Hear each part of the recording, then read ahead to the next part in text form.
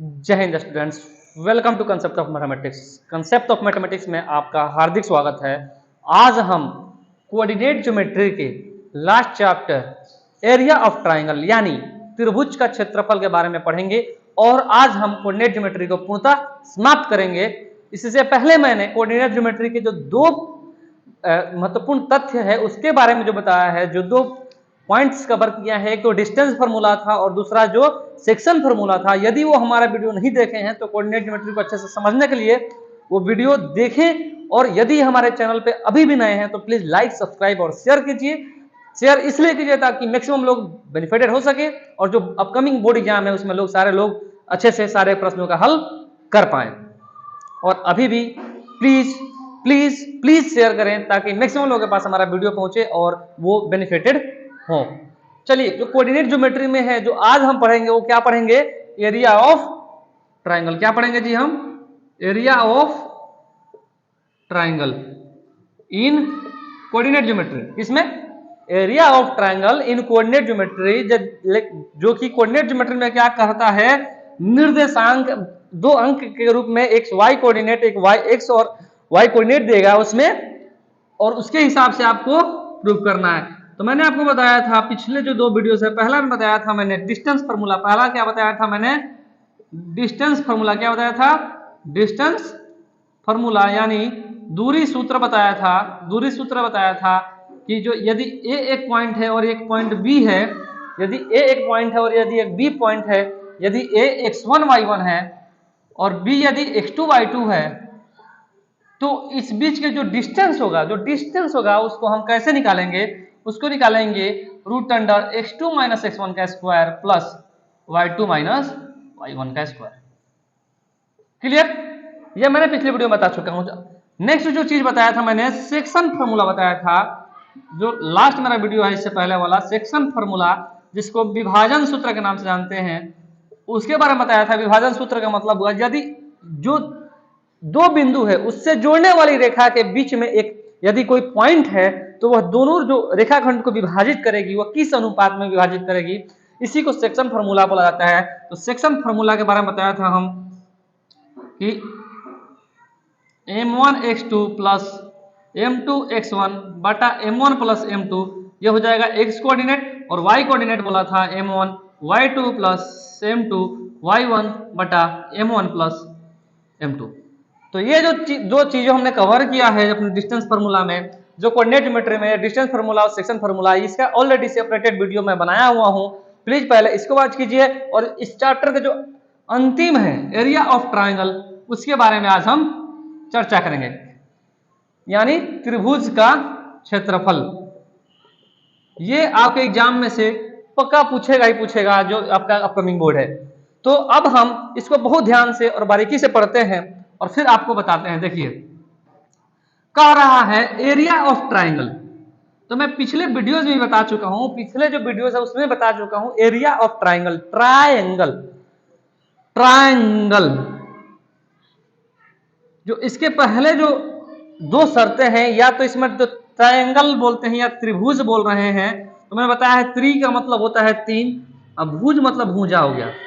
मतलब जो ट्राइंगल है उसमें तीन को भुजा का होना बहुत जरूरी है। तो मैं ट्राइंगल के जो भुजाएं हैं इसको मैं यदि लिखूं या ऐसे लिखूं, ये आप पिछले वीडियो में बता रखा हूं, देख लीजिएगा।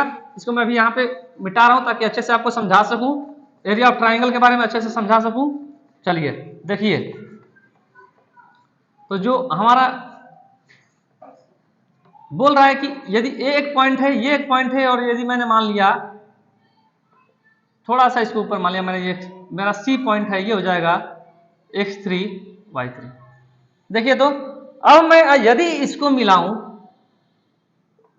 इधर ले लो यार, देखिए यदि मैं इसको मिलाऊं, देखिए तो ए बी सी, क्या यह त्रिभुज का निर्माण करते हैं? यस। त्रिभुज का बोलता है कि यह घिरा हुआ आकृति होना चाहिए जो तीन भुजाओं से घिरा हो। तो देखिए तीन भुजा, पहला भुजा, दूसरा भुजा, तीसरा भुजा, तीनों भुजाओं से घिरा हुआ है, अतः यह त्रिभुज है। तो इसका क्षेत्रफल निकालेंगे कोऑर्डिनेट ज्योमेट्री में। त्रिभुज का क्षेत्रफल वैसे नॉर्मल क्या होता है? 1/2 गुणे आधार गुणे शीर्ष लंब 1/2 आधार गुणे शीर्ष लंब। लेकिन जो कोऑर्डिनेट ज्योमेट्री का त्रिभुज का एरिया ऑफ ट्रायंगल होता है, एरिया ऑफ ट्रायंगल यानी त्रिभुज का क्षेत्रफल, त्रिभुज का क्षेत्रफल बराबर 1/2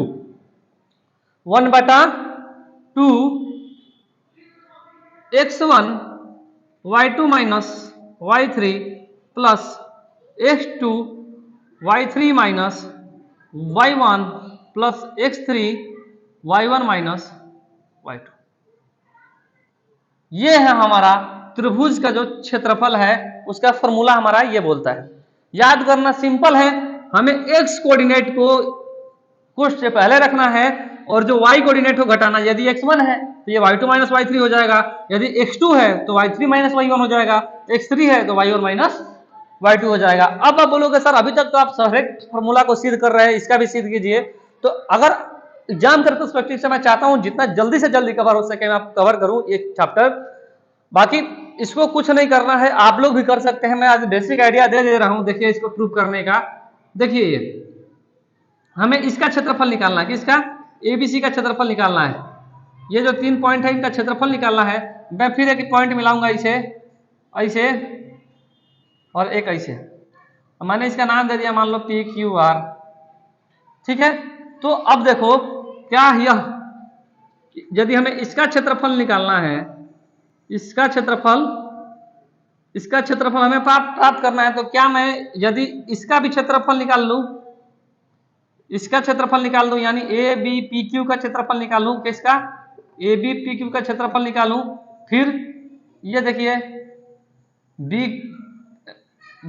क्यू आर सी का क्षेत्रफल निकालूं, बी क्यू आर सी का क्षेत्रफल निकालूं और माइनस जो बड़ा वाला है उसका निकाल दूं, पी ए बी आर का क्षेत्रफल निकालूं तो क्या निकल जाएगा? देखिए तो निकल जाएगा ना। इसका क्षेत्रफल निकालने के लिए मैंने इसका क्षेत्रफल निकाल बाकी जो बड़ा वाला क्षेत्रफल है उसका अगर निकाल ले तो क्या वह क्षेत्रफल निकल जाएगा। तो ये क्या है देखिए, तो एक समलंब चतुर्भुज का निर्माण कर रही है, समलंब चतुर्भुज का निर्माण कर रही है। तो समलंब चतुर्भुज का क्षेत्रफल होता है 1/2 इंटू समांतर भुजाओं का योग, समांतर भुजाओं का योग गुणे ऊंचाई, समांतर भुजाओं का योग गुणे शीर्ष लंब ऑब्लिक ऊंचाई। उसी पे आप इसको जैसे कि ये PQ का मान, इसका PQ का मान क्या होगा, QR का मान निकाल लीजिएगा। यही x1 x2 जो मान आता है आराम से निकल जाएगा। 1/2 समांतर भुजाओं का योग गुणे ऊंचाई। तो ये हमारा अभी क्या करना है, हमें बेसिकली जो अभी के पर्सपेक्टिव से जो सबसे ज्यादा इंपॉर्टेंट है वो हमें ये याद रखना है, त्रिभुज का जो क्षेत्रफल होता है 1/2 x1 y2 minus y3 plus x2 y3 minus y1 plus x3 y1 minus y2 होता है। अब हम इस वीडियो में अपने 3 से 4 क्वेश्चन जो इंपॉर्टेंट क्वेश्चन है आपके एग्जाम के पर्सपेक्टिव से उसको बताऊंगा और इस चैप्टर को पूर्णतः समाप्त करूंगा। जो कि मैं उसी क्वेश्चन को बताऊंगा जिससे मैं आपका 1 नंबर का, 2, 3 नंबर का और 5 नंबर का सारे कंप्लीट हो जाए। उसी में से इतना ही पूछेगा आपके कोऑर्डिनेट ज्योमेट्री में, इससे ज्यादा नहीं पूछेगा इस चैप्टर से। तो प्लीज इस वीडियो को पूरा अंत तक देखिए और चैनल पे हमारे बने रहिए और लाइक सब्सक्राइब और शेयर कीजिए। और फिर अब देखिए, अब हमारे दोस्तों इस पे बढ़ते हैं, क्वेश्चन आंसर की तरफ बढ़ते हैं। 3 से 4 क्वेश्चन बताते हैं, उसके बाद चैप्टर को पूर्णतः कंप्लीट करते हैं। चलिए अब हम क्वेश्चन में मिलते हैं। डियर स्टूडेंट्स, पेश है आपके बीच 2 क्वेश्चन। पहला क्वेश्चन है, बिंदुओं ए बी एवं सी से बनने वाले त्रिभुज का क्षेत्रफल ज्ञात कीजिए। Very easy. के का मान ज्ञात कीजिए यदि बिंदु ए बी एवं सी संरेखी है। अब एक एक करके हम दोनों क्वेश्चन को डिस्कस करते हैं और समझते हैं। तो जो हमारा स्टूडेंट्स पहला क्वेश्चन कर रहा है कि बिंदु ए बी और सी से बनने वाले त्रिभुज का क्षेत्रफल ज्ञात कीजिए, तो जब मैंने अभी बताया था, जो कॉन्सेप्ट बताया था, जो त्रिभुज का क्षेत्रफल वाला कॉन्सेप्ट क्या है, जैसे कि देखिए ये ओरिजिन पॉइंट है, ये हो जाएगा y हमारा, ये y डैश हो जाएगा, ये हमारा x है, तो ये हमारा x डैश। तो कह रहा है जो पहला ए क्या है 5 2, तो मैंने मान लिया हो जाएगा हमारा पहला 5 2, इसको मैंने मान लिया ए। बी कह रहा है 4 7, तो बी हमारा हो जाएगा क्या होगा देखिए, तो बी हमारा हो जाएगा 4 7, ठीक। ये मैंने मान लिया, इसको बी मान लिया, ठीक। और सी कह रहा है 7 4, सी क्या कर रहा है 7 और 4, इसको मैंने मान लिया सी। देखिए तो बोल रहा है जो इससे त्रिभुज का निर्माण हो रहा है, इससे जो त्रिभुज का निर्माण हो रहा है, इसका क्षेत्रफल हमें ज्ञात करना। क्वेश्चन हमारा यही कह रहा है कि जो ये है, अब देखिए क्या है कि मैंने क्या किया है, ध्यान दीजिए, मैंने माना है कि मान लीजिए 1 2, मतलब इस अक्ष पे क्या है 1 2 3 4, इस अक्ष पे 1 2 3 4 के हिसाब से थोड़ा सा डायग्राम बनाया, तो थोड़ा सा एग्जैक्ट डायग्राम आपका अगर ग्राफ बनेगा तो एग्जैक्ट डायग्राम बनेगा ये त्रिभुज कैसा बन रहा है, और इसका क्षेत्रफल हमें ज्ञात करना है। तो बस हम क्या करेंगे, देखिए ये हम नॉर्मल डायग्राम बताया आपको समझने के लिए। ए का मान 5 2 है, तो मतलब x1 का मान 5, y1 का मान 2, x2 का मान वैसे ही कितना हो जाएगा बड़ी 4, y2 का मान 7, x3 का मान 7, y3 का मान 4। क्लियर है? कहां से क्वेश्चन में दे रहा ना भाई, ये एक्स वाई के फॉर्म में है, x1 y1 के, तो x1 y1 हो जाएगा, x2 y2 हो जाएगा, x3 y3 हो जाएगा। क्लियर? अब जो त्रिभुज एबीसी का क्षेत्रफल, यदि यहाँ पर जो डेटा है, ध्यान रखिएगा एग्जाम में क्या करता है, आप हमेशा याद किए रहिएगा, तो एबीसी एबीसी लिखते रहिएगा, जो यहाँ पर डेटा है वही लिखना है। यदि मान लो किसी ने PQR माना है तो PQR का क्षेत्रफल होगा, मैंने एबीसी माना हुआ है, ये एबीसी दिया हुआ है, तो एबीसी का क्षेत्रफल, त्रिभुज एबीसी का क्षेत्रफल क्या कहता है 1/2, क्या कहता है 1/2 x1 y2 minus y3 plus x2 y3 minus y1 plus x3 y1 minus y2। Clear है? ये क्या है क्वेश्चन से हमारा जो सूत्र है वो कह रहा है बराबर 1/2 है तो 1/2 लिख देंगे। देखिए x1 y2 में x1 का मान क्या है भैया 5 गुणे y2 माइनस y3, तो y2 माइनस y3, तो 7 में से 4 गया 3 प्लस x2 का मान क्या है 4, y3 माइनस y1 का मान क्या है 4 में से 2 गया, y1 का मान क्या है, तो 4 माइनस 2 क्या हो जाएगा 2 प्लस x3 का मान क्या है 7 गुणे y1 माइनस y2 घटाएंगे तो y1 क्या है 2 माइनस 7, तो 2 माइनस 7 कह रहा है, तो प्लस माइनस घटता है, चिन्ह अधिक संख्या घटता है, तो 7 में से 2 घटाएंगे 5, अधिक संख्या पहले क्या है 7, 7 से पहले जो चिन्ह है वो रह जाएगा। क्लियर है? यहां तक क्लियर है आपको? देखिए अब जो हम ये मैं डायरेक्ट कर लिया 1/2 5 तिहाई 15 प्लस 4 दूना के 8 माइनस 7 पचे 35, ये देखिए तो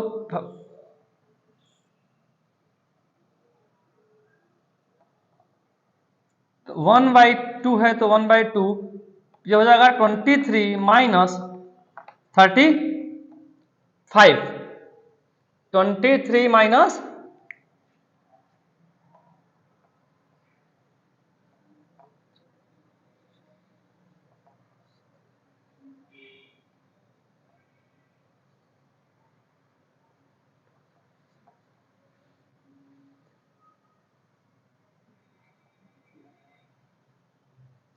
1/2 गुणे माइनस 12, तो कट के क्या आ जाएगा -6, तो क्षेत्रफल माइनस में नहीं हो सकता, अतः इसका आंसर 6 जो भी है मीटर है, तो मीटर स्क्वायर, सेंटीमीटर है तो सेंटीमीटर स्क्वायर। क्लियर हुआ? क्लियर है? ये क्लियर है?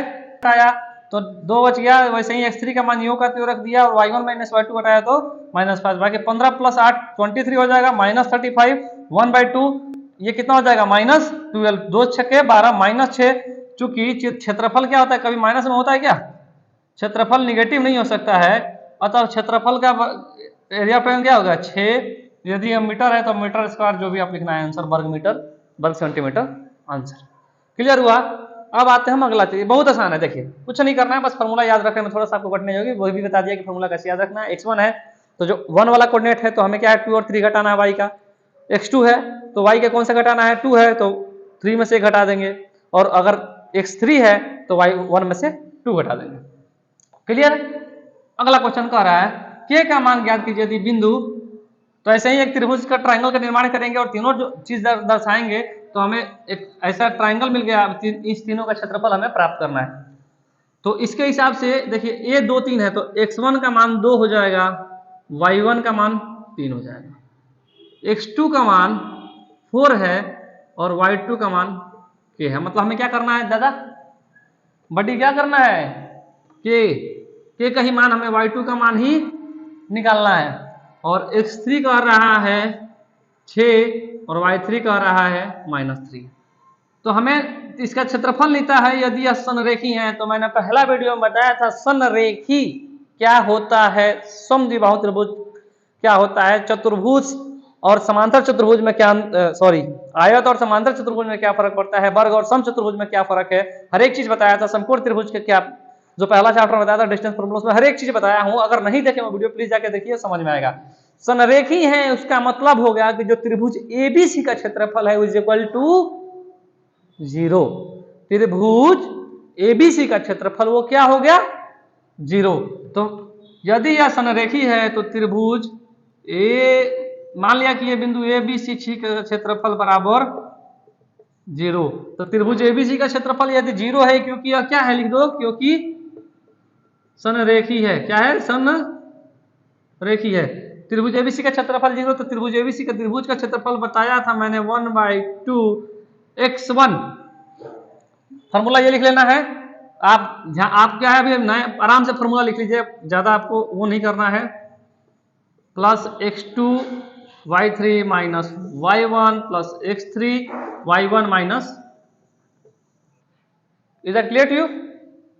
देखिए फॉर्मूला लिखा बराबर 0 है तो बराबर 0। 1/2 x1 का मान क्या है भैया, x1 का मान क्या है देखिए तो x1 का मान है 2 गुणे y2 माइनस y3। तो y2 क्या है k माइनस 3, कह रहा है k माइनस और फिर -3 है, तो k माइनस माइनस क्या हो जाएगा +3। तो हम डायरेक्टली लिख देंगे k plus 3, 2 into k plus 3 plus x2 का मान क्या है 4, y3 माइनस y1, तो y3 क्या है -3 माइनस y1 का मान क्या है 3 प्लस x3 का मान क्या है 6, y1 माइनस y2। तो देखिए y1 माइनस x3 का मान क्या था, x3 का मान क्या है भाई, x3 का मान 6, तो मैंने रख दिया 6 इंटू 3 माइनस, और ये y1 का मान क्या है 3 और y2 का मान क्या हो जाएगा कि बराबर 0 है, तो 0 लिख दिया।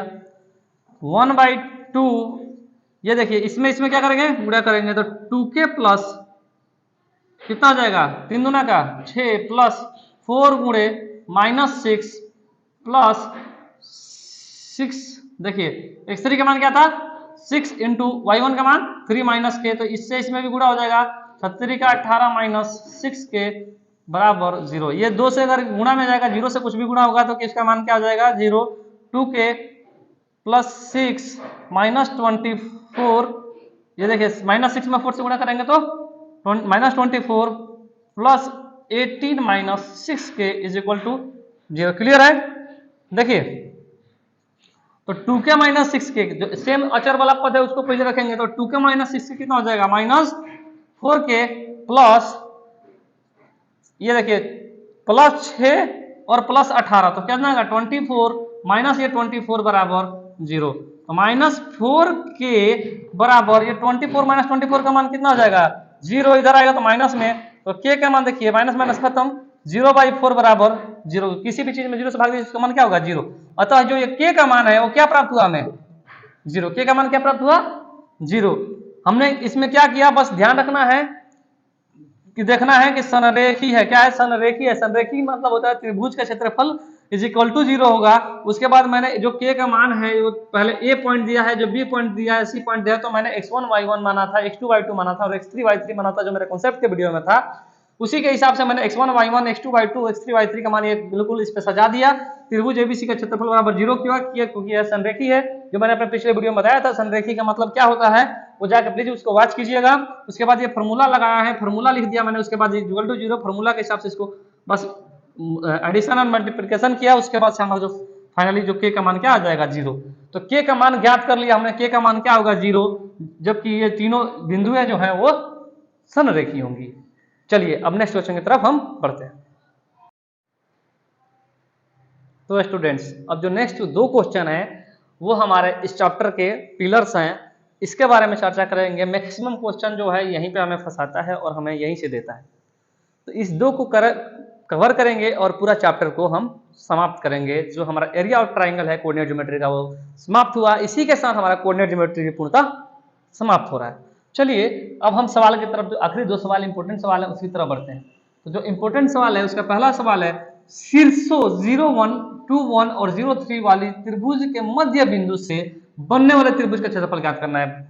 जो तीन शीर्ष दिया हुआ है, तीन त्रिभुज के जो शीर्ष दिया हुआ है, जो ये ट्राइंगल है हमारा, ये मान लीजिए मेरा ट्राइंगल है, एक ये पॉइंट है, ये पॉइंट है, ये देखिए ये जी मेरा ट्राइंगल है। तो जो इसका क्षेत्रफल निकालना है, इसका क्षेत्रफल हमें नहीं निकालना है, जो इसका मध्य बिंदु है, मतलब इसके ये जो हमारा फिंगर्स है, इसके ये मध्य बिंदु हो गया और इसका मध्य बिंदु ये हो गया, ये वाला। तो इसको मध्य बिंदु से जो मिलाने वाली है उसका क्षेत्रफल निकालना है। और साथ ही हमें यह भी ज्ञात करना है कि जो दो इसका त्रिभुज का क्षेत्रफल और मध्य बिंदु क्षेत्रफल, जो मध्य बिंदु का जो त्रिभुज का क्षेत्रफल है उसके अनुपात क्या प्राप्त करना है।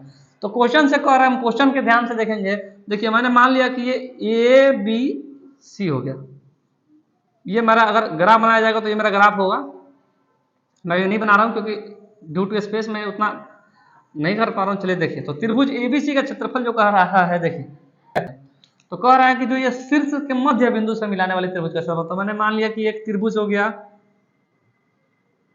इसको मान लिया ए बी सी, ठीक है, ए बी सी। ए क्या कह रहा है 0 - 1, बी कह रहा है 2 1 और सी क्या कह रहा है 0 3। तो इसके मध्य बिंदु से, मतलब जो ये त्रिभुज है, इन दोनों के जो त्रिभुज जो है, ऐसे अगर बनाए हम, मान चलिए ये पॉइंट दे, अगर ये हो जाएगा तो ये बन जाएगा ऐसे। तो इसका जो मध्य बिंदु है, मतलब ये जो फिंगर्स है, देखिए ये जो फिंगर्स है और इसका जो मध्य बिंदु है, इससे बनने वाली हमें त्रिभुज का क्षेत्रफल करना है। तो देखिए इसका मध्य बिंदु हमारा ये हो जाएगा, इसका मध्य बिंदु हमारा ये हो जाएगा, इसका मध्य बिंदु हमारा ये हो जाएगा। तो जो इसके मध्य बिंदु से, तो मैंने मान लिया इसका मैंने मान लिया ई, इसका मैंने मान लिया ए। तो इससे बनने वाली जो त्रिभुज क्या होगी, ये होगी। इसका हमें क्षेत्रफल ज्ञात करना है, पहला क्वेश्चन। और इसके बाद ये इसका क्षेत्रफल निकाल के और इसका क्षेत्रफल निकाल के इसका अनुपात ज्ञात करेंगे, हमारा दूसरा क्वेश्चन है इसी में। तो जो ये है क्षेत्रफल कैसे निकालेंगे, तो इन दोनों का मैंने अभी बताया था, अपना जो सेक्शन फॉर्मूला में बताया था। यदि जो एक दो बिंदुओं को जोड़ने वाली रेखाखंड को अगर कोई बिंदु P उसे 1:1 यानी समद्विभाजित दो भागों में बराबर बांटती है, तो उसका फॉर्मूला क्या करता है, यानी उसका जो मध्य बिंदु होगा वो क्या होगा x2 + x1/2 y2 + y1/2।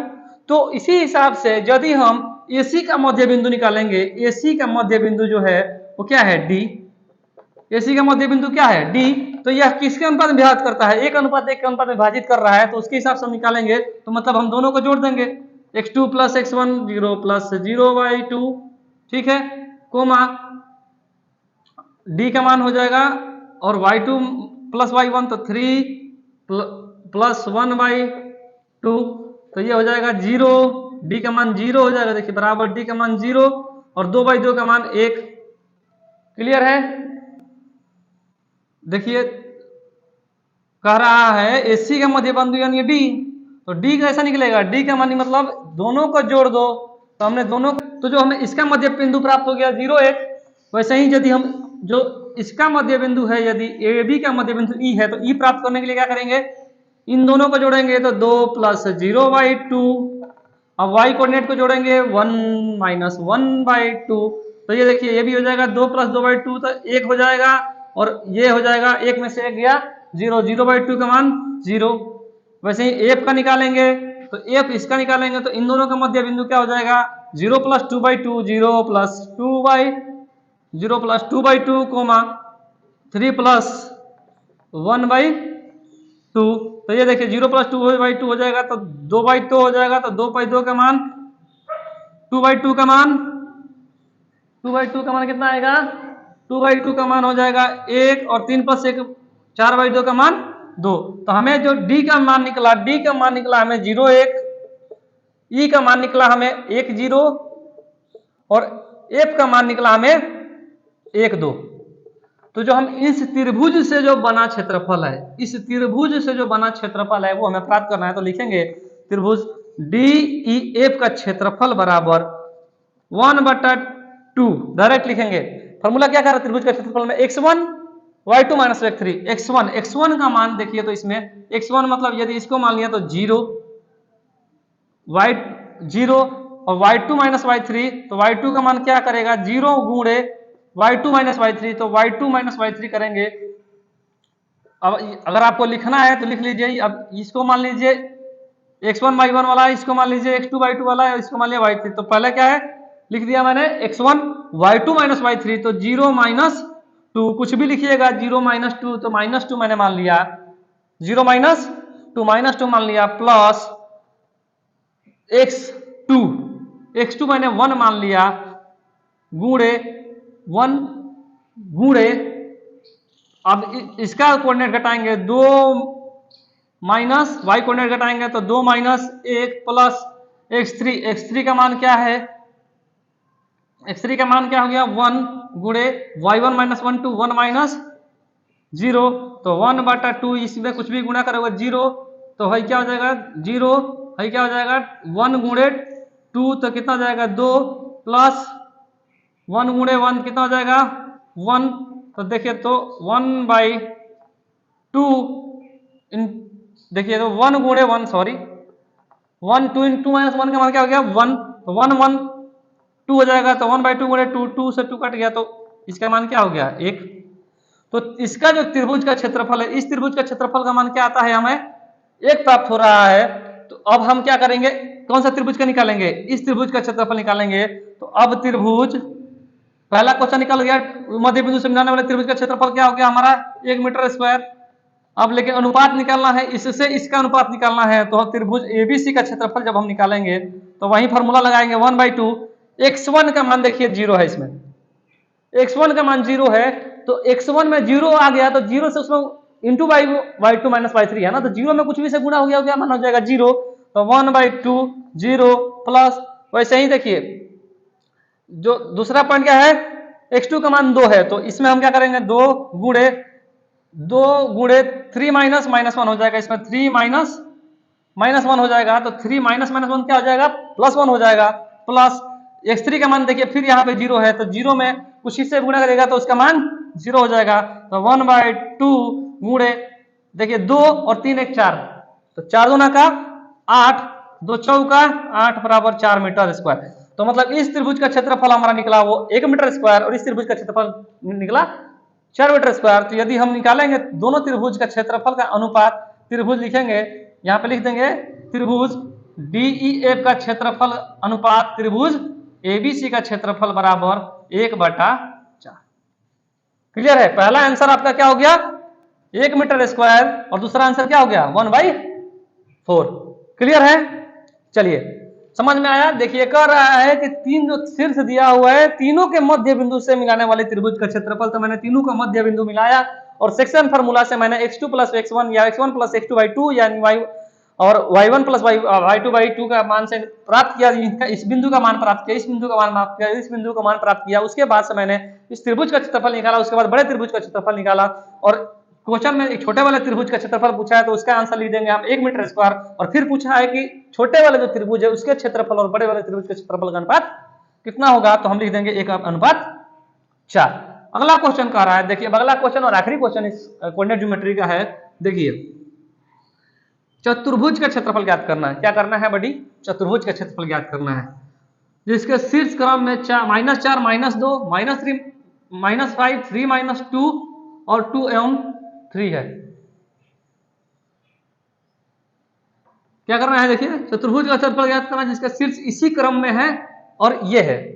तो मान लीजिए मैंने एक पॉइंट बनाया A दूसरा बनाया B तीसरा बनाया C चौथा बनाया D।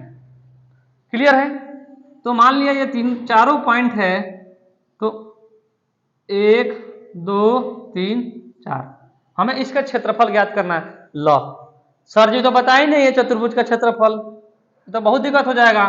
तो चतुर्भुज का क्षेत्रफल नहीं बताए हैं तो हमें चतुर्भुज में त्रिभुज ढूंढना है। क्या करना है चतुर्भुज में त्रिभुज को निकालना है। तो इस चतुर्भुजों में हम कहीं से वो विकर्ण डाल देंगे। हम यदि यहां से विकर्ण डाल दिए देखिए तो यहां से विकर्ण डालिए तो ये दो त्रिभुज बन गया और आपके मन के ऊपर है हमारे मन के ऊपर है यहां से विकर्ण डालिए तो ये भी दो त्रिभुज।